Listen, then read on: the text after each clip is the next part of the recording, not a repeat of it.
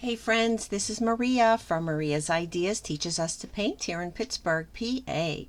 We are here today. I am showing you how to draw. This is episode 34. We had Bob Miller from UPMC facility. He is a music therapist. So this was a design that I created for his visit. I call it the healing power of music. I always say art and music is so good for us. So what I'm going to do, and this is our show on BPTV, Bethel Park Cable TV, in the greater Pittsburgh area. It's on a couple of channels, and then it is also here on my YouTube channel, Maria's Ideas Art, and their YouTube channel as well. It's a volunteer show, and I do create and host and produce this show with my friend and co-host, Alan Levine. So let's get started. So the reason I'm showing from a smaller image here, how you can transfer to a larger piece, okay? Some of you are very comfortable drawing on your own, and that's great. This is more for people that maybe need a little bit of help to create their drawing first. So we typically on the show use an 11 by 14 canvas. I just wrapped one of these with paper. I don't like to waste canvases, and I like to reuse them. So there's just a piece of paper on that, 11 by 14.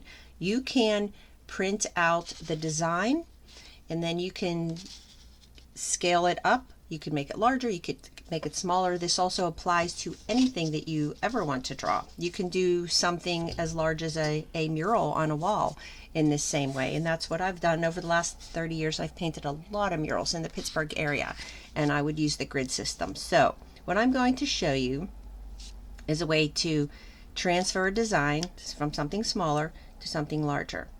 And you don't have to know how to draw to do this. So what I'm doing here is I'm folding this in half. I'm just making sure that the image is lined up. All right, and then I'm folding it half again this way. And then there are a couple other ways you can do this too, which I will explain in a second. And I apologize for not having my other screen on. I am having technical difficulties this morning. I could not get my other screen to work. So you are stuck with just seeing my hands. All right, so this is to use the grid system, which I will show you that in a second. The other way you can do this is if you have a drawing that you want to transfer to a piece of wood, canvas, paper, or whatever, and it's the actual size. If you print something out, or maybe you sketched it first on a piece of paper and you wanted to erase or make sure you had it correctly. This is graphite transfer paper, and you can see I've used this many times. You can use it over and over again. It comes in sheets, it comes in graphite, it comes in white. You can buy that online, or most craft stores have that. What you do is you lay your design down. Say if I printed, this is an image of the design. Say I drew this on a piece of paper first, and I wanted to make sure I got everything right. Then I would take the graphite paper, lay it underneath, and trace on top. That transfers your design.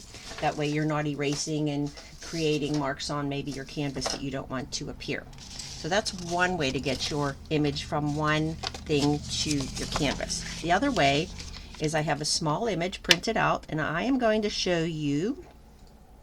I'm taking a pencil, colored pencil, and I'm just going to, let's see, I'll use this color. I'm just going to mark where I have these lines. So I folded it in half, vertically and horizontally, a couple of times. So I folded in half, then in half again. You can make as many rectangles or squares that you want.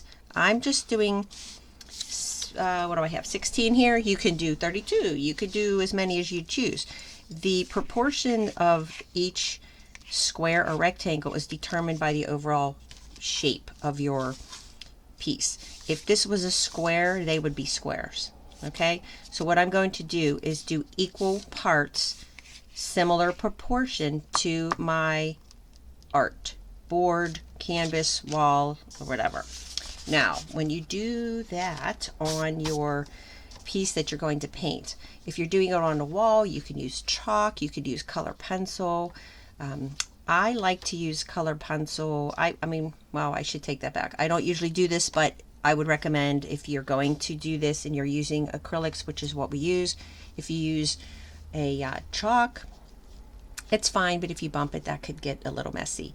If you use a regular color pencil, it may still show through your paints if some of them are more transparent. If you use a watercolor pencil, the watercolor pencil will melt back into your paint and disappear because it will get wet and do that. So what I'm going to do here, I'm going to do these a little darker so that you can see them, but I recommend keeping it very light so that it doesn't show through. This grid doesn't show through. If you use a regular graphite pencil, that's fine. I would just do it very, very lightly. So what I'm going to do is create the same number of rectangles that I have on there onto my canvas. So you can use a tape measure or a ruler. I usually just eyeball it. It's art. It does not have to be exactly the same. We just want to get something that's, you know, inspired by that art. Okay, so I drew a line in half. Again, I'm doing this darker just so you could see. And then it helps if you do a little mark above and below where you're going to draw the line. And then as you're drawing it, you just look ahead at where you're going, not necessarily where you are. You look ahead, and that helps keep it a little more in line with what you need to do. So you can see they're not perfectly straight. They don't need to be. This is just giving us our little quadrants to help figure out how to draw.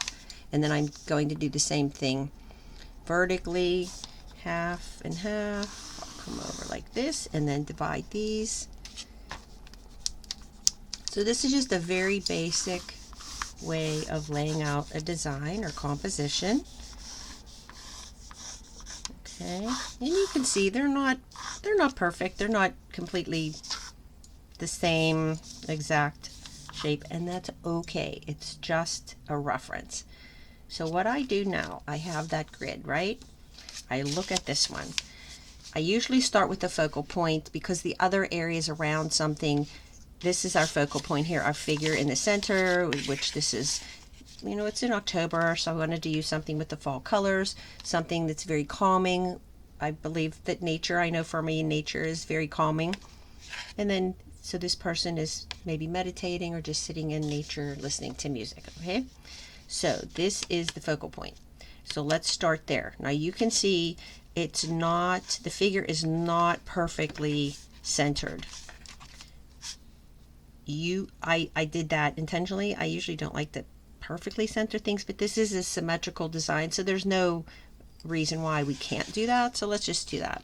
Okay, so we have in, let's see, let me grab, whenever you are drawing something, do you remember your geometric shapes in school? Well, this is where they come in handy.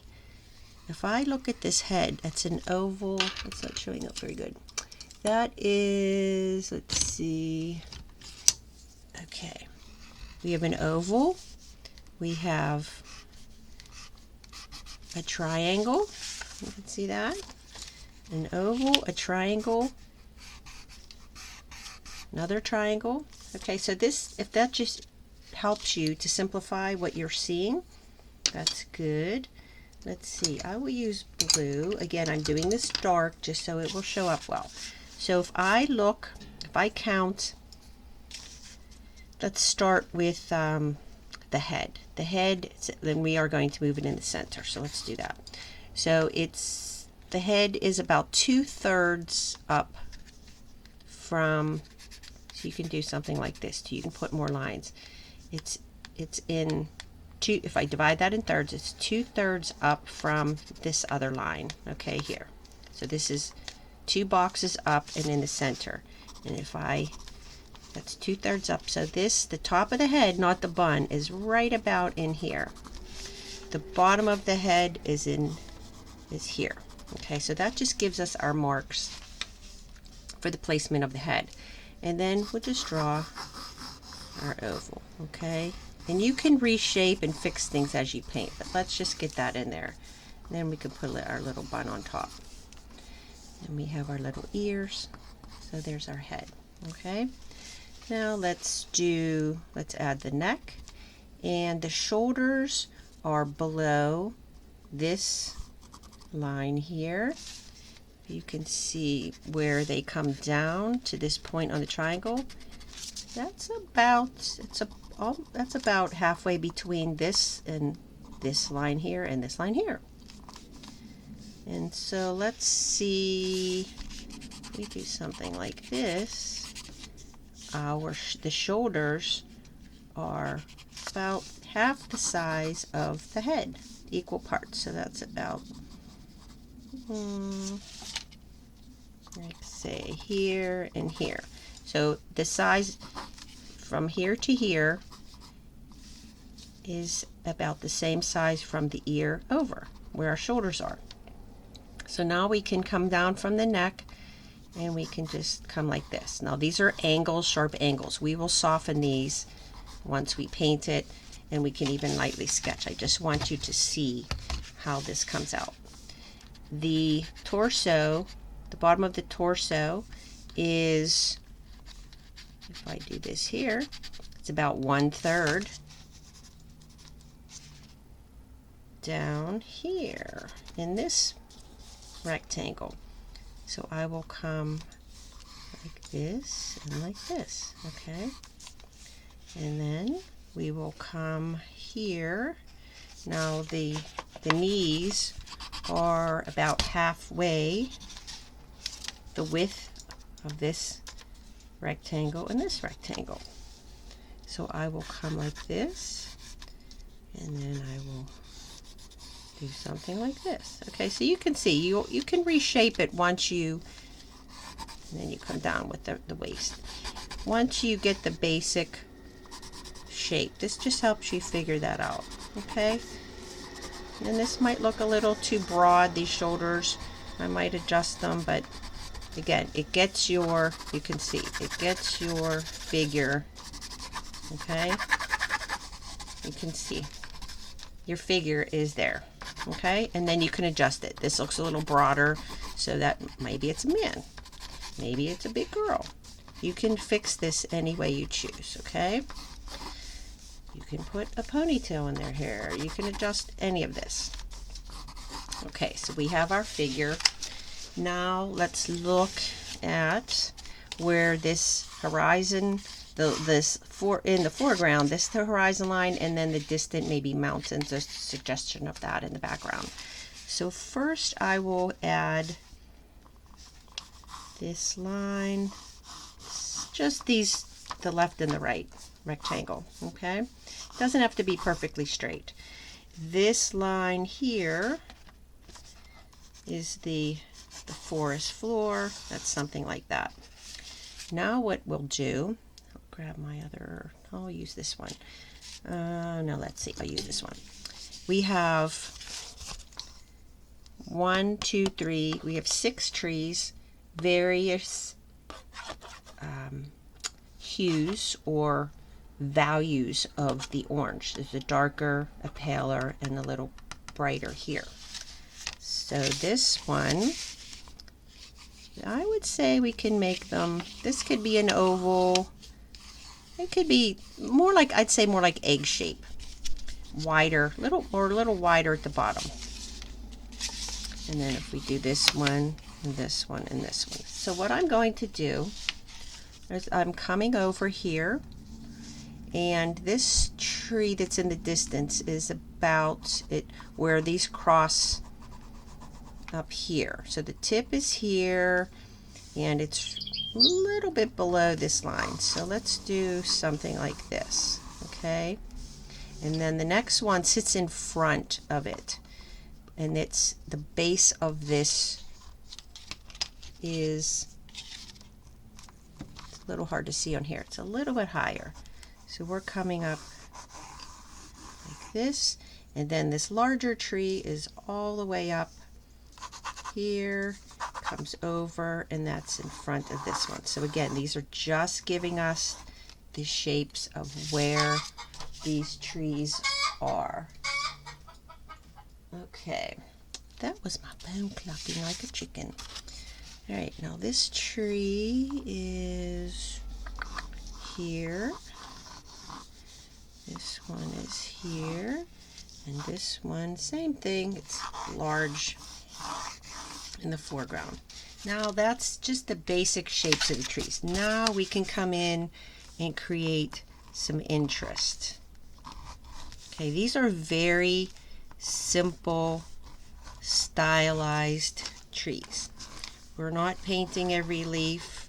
We're keeping this very simple, modern composition, okay? So there we have our trees, and then the hillsides come down. What this does is it draws your eye back into our figure, okay? And then we have this line here, and then the tree trunks you would paint in on top. You can draw those. You can just do those as you paint. You don't even necessarily have to draw them in. We have some different variations in the color. This all does get explained during the show, how to mix the colors and all. And then so you could see that's your composition here. And what this does by putting this grid, it just helps you balance everything and line things up. Because this is more of a symmetrical design. And then the musical notes, after everything's painted, this would be one of the last things. So I wouldn't even draw this now. And I should say that also when we did start the painting, we painted the base yellow. So I should have said that from the beginning. I'm sorry, I'm just having a weird day today. So we did paint it all yellow first. If you watch the show, that's usually what I suggest, is watch the show or paint during the show. And so it was yellow, which you don't have to do it that way, but we did. It just kind of gives the whole canvas a glow. And then after this, the sky's painted, you would do your notes on top. So that's pretty much it. So I would say try it. If it's just paint, you don't have to be afraid. Everyone can learn. The only difference between myself and maybe you, if you don't have as much experience, is just practice. Everyone can learn. So we hope you'll watch the show. And if you're ever in the Pittsburgh area, stop at our studio. It is Johno's Art Studio, Johnosart. Johno's Art Studio. And Maria's Ideas, we are at the top of 18th Street in the Southside Slopes, and our business hours are on our websites. All right, so you could go to mariasideas.com for that. So I hope you get inspired, and thank you for joining us, and hope to see you next time. Okay.